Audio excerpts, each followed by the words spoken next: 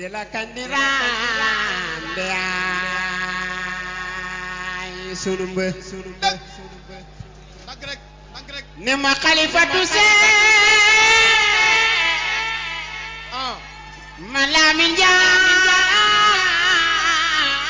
Njaay mi di mbër yaa jar ci ñun ñi di la kandiran de ay sunu mbër Cheikh Moustapha Ndiaye sunu mbër moo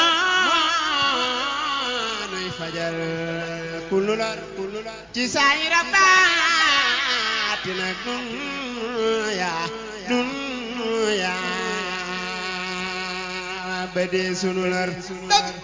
Cheikh Moustapha Ndiaye sunu mbër moo nuy fajal ñun ñi kullu lar Njaay ci saay rabaati nag dunya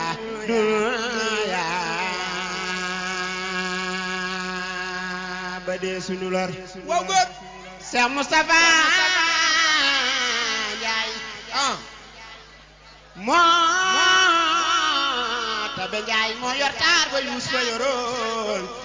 moo sell moo maanu moo yoon ngërëm ci yam Cheikh Moustapha Ndiaye Cheikh Moustapha Ndiaye moo sell Ndiaye moo maandu moo yor taar ba Yuusufa yoroon Ndiaye moo sell moo maandu moo yor ngërëm te yéwén jox nan la sun lépp Ndiaye ji nan yaay ki nu doy defal ñu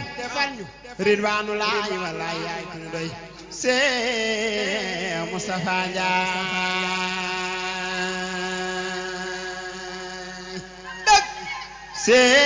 Cheikh Moustapha Ndiaye Cheikh Moustapha Ndiaye jàmbaar ja wàcc na wax nga dëgg de Cheikh Moustapha Ndiaye Cheikh Moustapha Ndiaye ñibbi na fu ni jëlee ku mel ni Cheikh Moustapha Cheikh Moustapha ñibbi na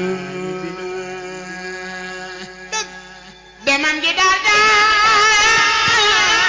des fi ñu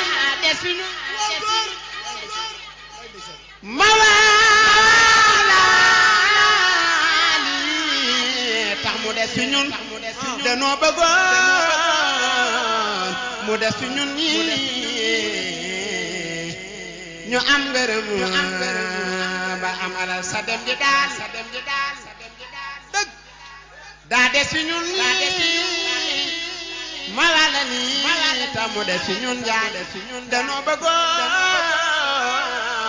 nga des fi ñun Njaay ñu am ngërëm ba am alal Cheikh Moustapha Ndiaye wéetal nañu demam gi daal jaaxal nañu Njaay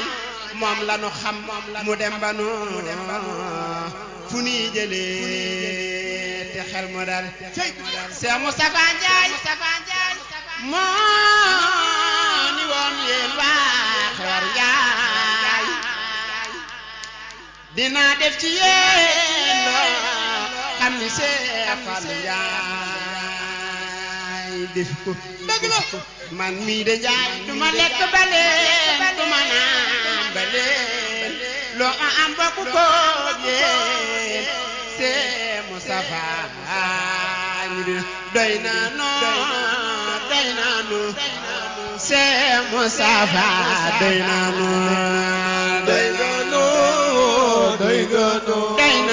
Cheikh Moustapha doy na noo waaw borom Xewar Njaay doy na noo waaw Cheikh Moustapha doy na noo